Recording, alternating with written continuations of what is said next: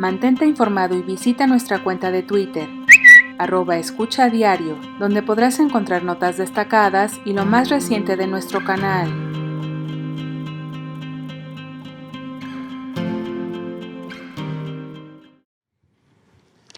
Bueno, vamos a informar sobre la solicitud que se va a presentar de conformidad con la ley el día de hoy al Senado de la República. Vamos a firmar este escrito. Se va a entregar hoy a las 11 de la mañana al Senado. Es muy satisfactorio el que un grupo de ciudadanos haya tomado también la iniciativa de recoger las firmas para solicitar esta consulta. La información que tengo es de que sí van hoy a tener las firmas que se requieren, cerca de 2 millones de firmas de ciudadanos. De todas formas, porque hoy vence el plazo, consideré importante presentar también este escrito sobre la solicitud de la realización de una consulta a todos los ciudadanos. A las y los senadores del Honorable Congreso de la Unión presentes, el suscrito Andrés Manuel López Obrador, presidente de los Estados Unidos mexicanos, en ejercicio de la facultad que me confiere la Ley Federal de Consulta Popular, en su capítulo segundo, artículo 12, fracción primera, presento formalmente a ustedes la siguiente petición de consulta popular para la jornada electoral que habrá de celebrarse el domingo 6 de junio de 2021 o en la fecha que establece el recién reformado artículo 35 de la Constitución, a fin de preguntar al pueblo de México sobre el asunto de trascendencia nacional que se describe y fundamenta en la siguiente exposición de motivos. Primero, entre el 1 de diciembre de 1988 y el 30 de noviembre de 2018, México vivió un periodo caracterizado por la concentración desmesurada de la riqueza, quebrantos monumentales al erario, privatización de los bienes públicos, corrupción generalizada, procesos electorales viciados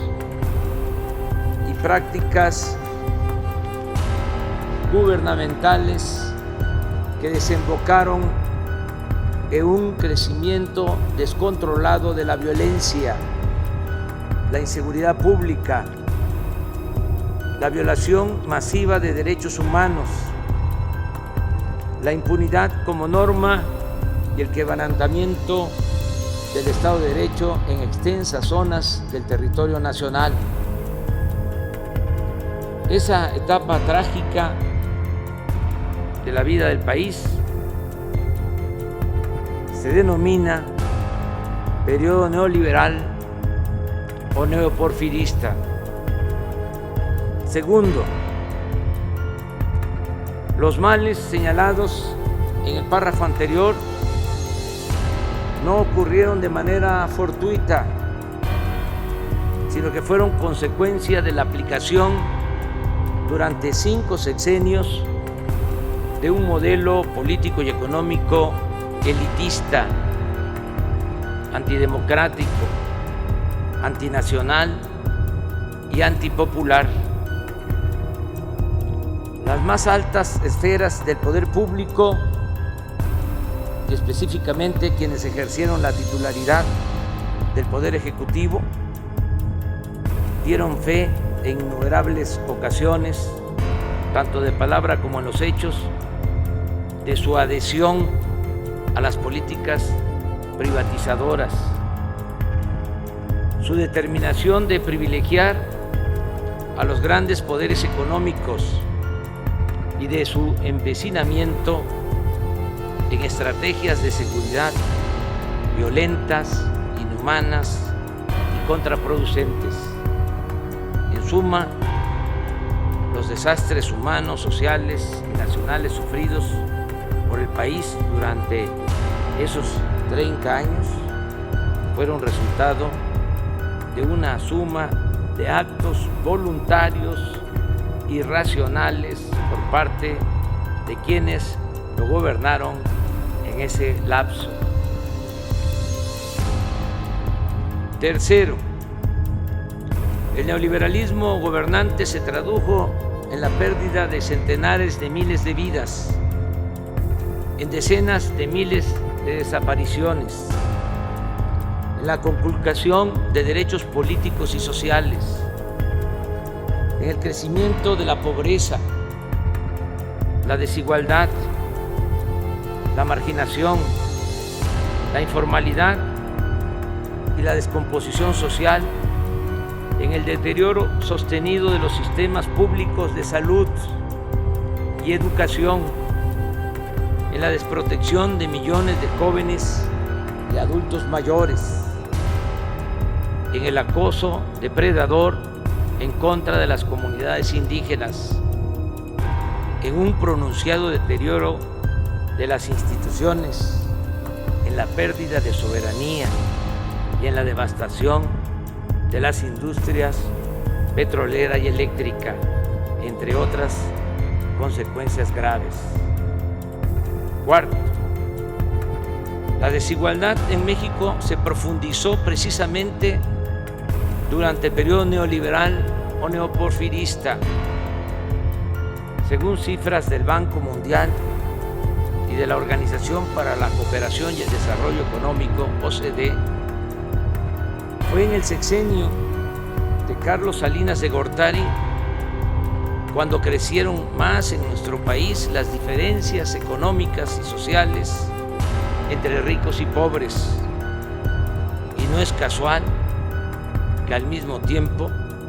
se entregó a particulares, nacionales o extranjeros una cantidad sin precedentes de bienes públicos. Un dato: en julio de 1988, cuando Salinas fue impuesto mediante un fraude electoral, en la lista de la revista Forbes,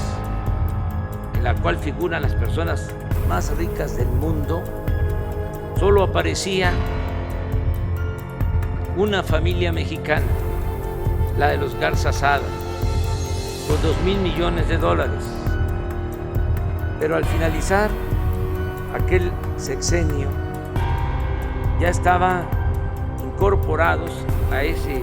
listado otros 24 mexicanos que poseían en conjunto más de $44,000 millones. Casi todos ellos habían sido beneficiados con empresas, minas y bancos que antes eran propiedad de los mexicanos. Luego de estar colocado en 1988 en el lugar 26 entre los países del mundo con más multimillonarios, en 1994, México escaló al cuarto sitio, solo por debajo de Estados Unidos, Japón y Alemania. Quinto, el presidente Ernesto Zedillo continuó las políticas privatizadoras de su antecesor y las llevó hasta sus últimas consecuencias. Privatizó bienes nacionales como los ferrocarriles, pero además adjudicó al conjunto de los mexicanos deudas privadas por un monto de 552,000 millones de pesos en el marco del llamado rescate bancario de 1998. A la fecha, aunque el país ha pagado a los bancos 700,000 millones de pesos por bonos del FOBAPROA, esa deuda pública asciende a cerca de 2 billones y no terminará de saldarse sino hasta el año 2070. Sexto, Vicente Fox Quesada llegó a Los Pinos como resultado del anhelo social de alcanzar la democracia y la alternancia. Sin embargo, cuando se acercaba el final de su gestión, intervino indebida e ilegalmente en el proceso electoral a fin de impedir el triunfo de la oposición. Tal intromisión no solo fue reconocida en el fallo con el que el Tribunal Electoral del Poder Judicial de la Federación legalizó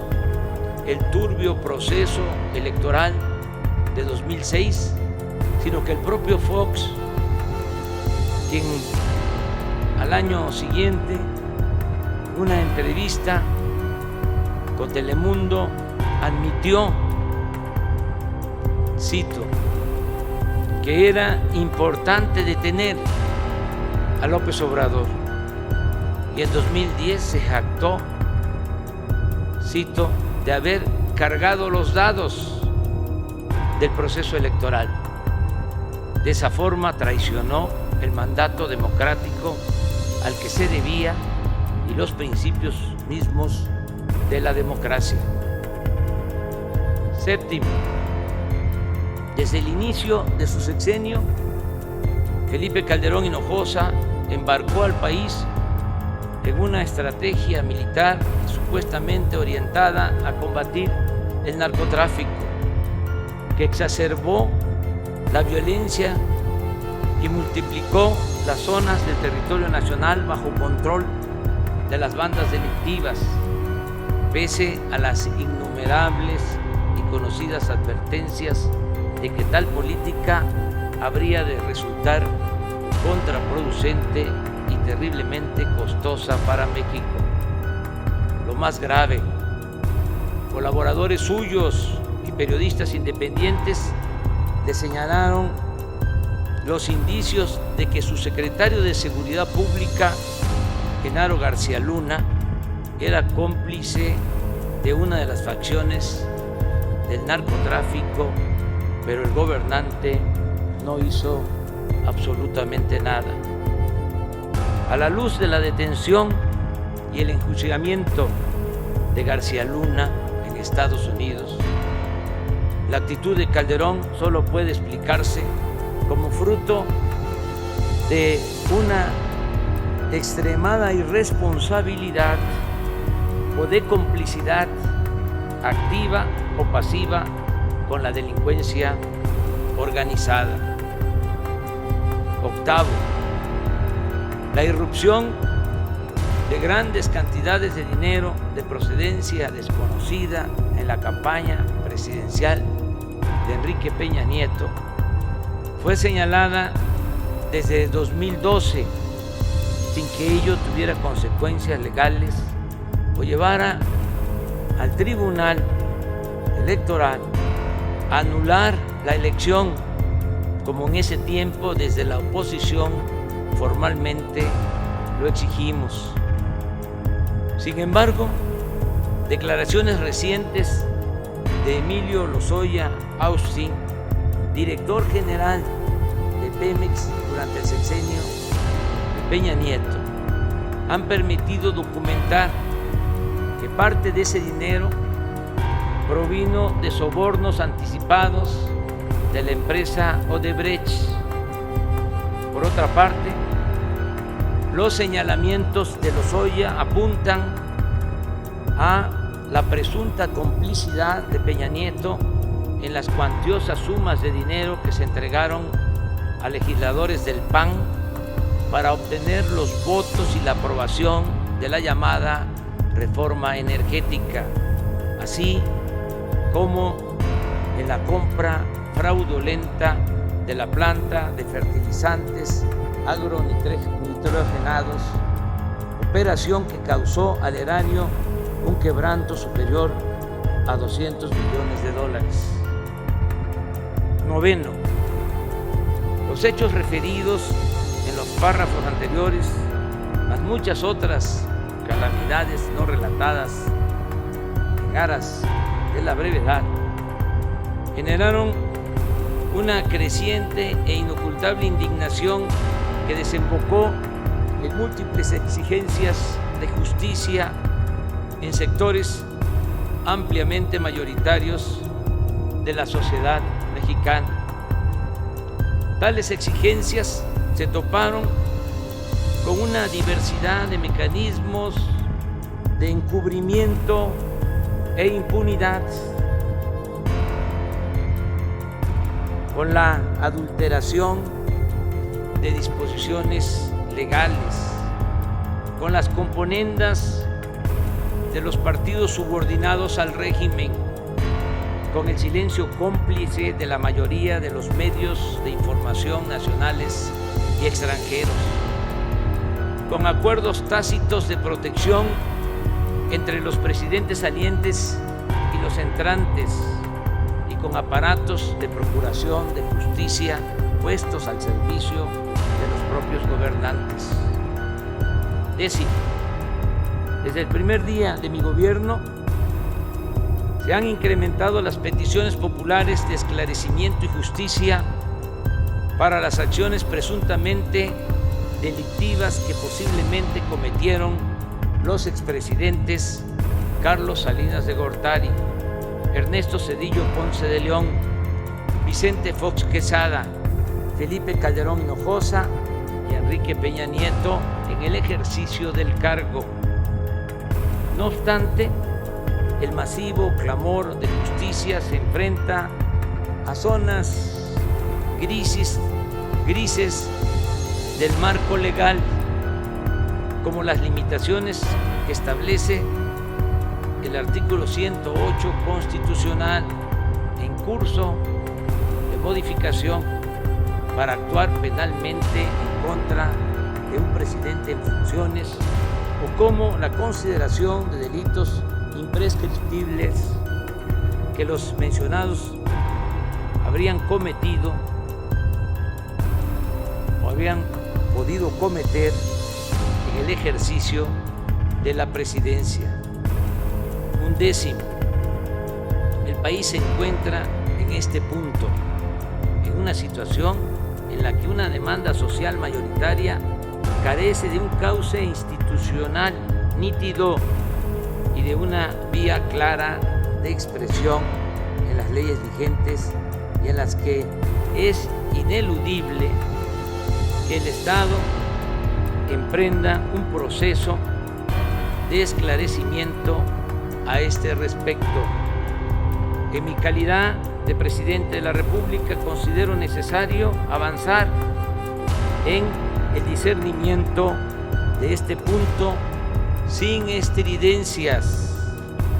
con responsabilidad, pero anteponiendo en todo momento el predominio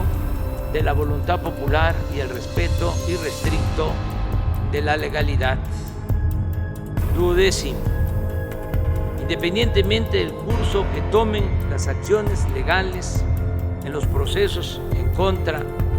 de diversos exfuncionarios, tanto en México como en el extranjero, La decisión de si debe esclarecerse en términos legales la actuación de los 5 expresidentes referidos ha de considerarse un tema de trascendencia nacional y que por su proyección histórica y sus implicaciones políticas amerita ser puesto a la consideración de la ciudadanía en un espíritu de democracia participativa. Es pertinente señalar que no es esta la primera ocasión en la que promuevo tales ejercicios. Se han realizado con respecto a la construcción del aeropuerto en Texcoco, la planta eléctrica de Huesca, Morelos, la cervecera de Mexicali y el Tren Maya, y he promovido la inclusión en la Carta Magna de las consultas regulares de revocación de mandato. 13. En mi toma de posesión, consciente de la relevancia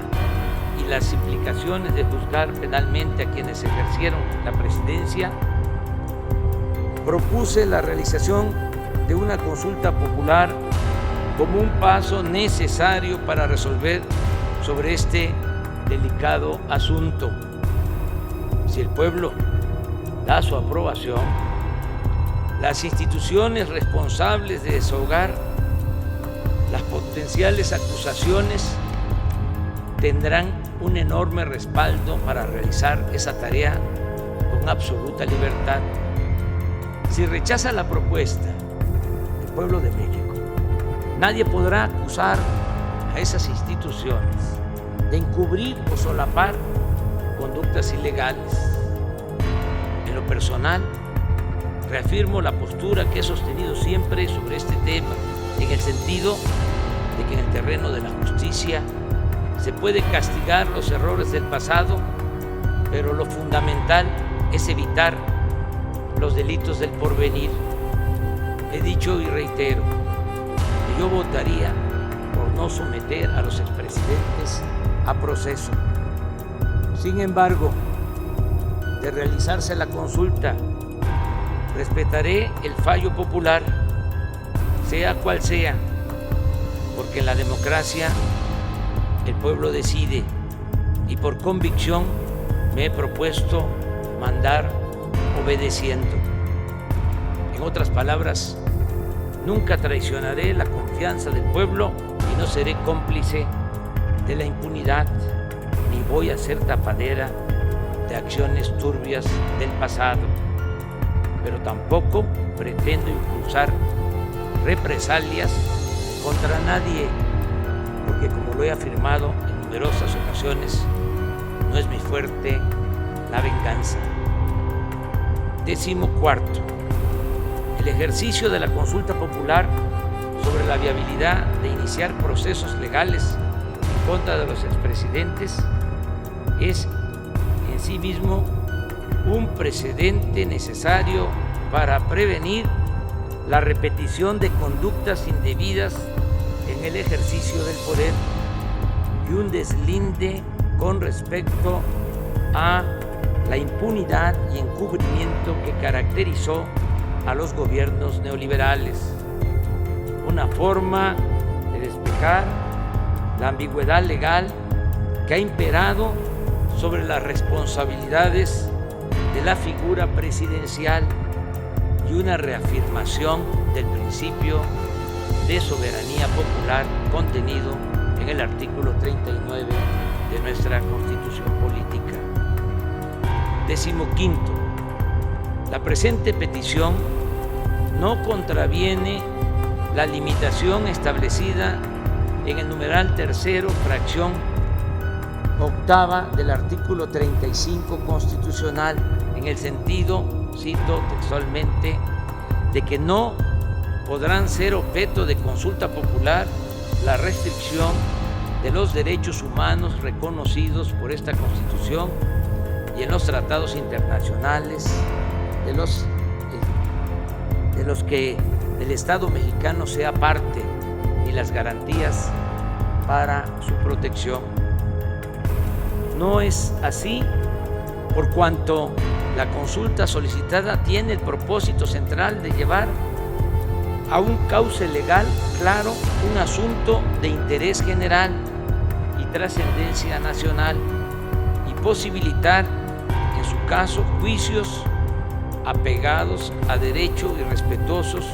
del debido proceso. Por el contrario, la consulta popular pedida reafirma el derecho a participar en los asuntos públicos estipulado en el artículo 25 del Pacto Internacional de los Derechos Civiles y Políticos y el 23 de la Convención Americana sobre Derechos Humanos, y reafirma el derecho a la justicia plasmado en el artículo 17 de la Constitución Política de los Estados Unidos Mexicanos. 16. El tema que motiva la presente petición de consulta popular repercute en todo el territorio nacional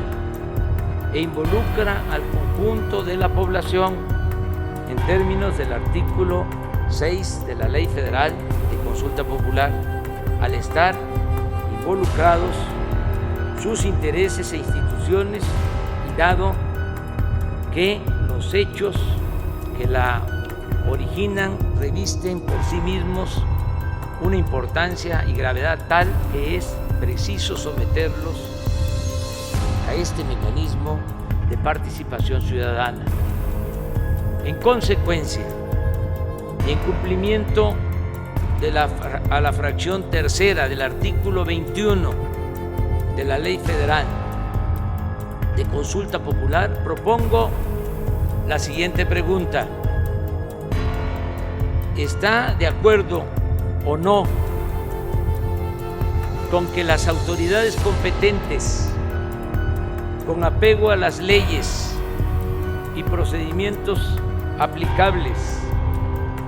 investiguen y en su caso sancionen la presunta comisión de delitos por parte de los expresidentes Carlos Salinas de Gortari, Ernesto Zedillo Ponce de León, Vicente Fox Quesada, Felipe Calderón Hinojosa y Enrique Peña Nieto, antes, durante y después de sus respectivas gestiones? Por lo aquí expuesto, solicito respetuosamente a ustedes,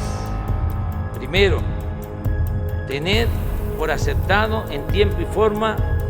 el presente escrito. Segundo, dar cuenta de la presente petición de consulta popular y turnarla a la Comisión de Gobernación y, en su caso, a las comisiones que correspondan para su análisis, dictamen y cumplimiento de las etapas procesales correspondientes, con fundamento en lo dispuesto por la fracción primera del artículo 27 de la Ley Federal de Consulta Popular y demás disposiciones aplicables. Palacio Nacional, Ciudad de México, 15 de septiembre de 2020. Voy a firmar. El documento lo entrega hoy el consejero jurídico, como ya dije, del Senado.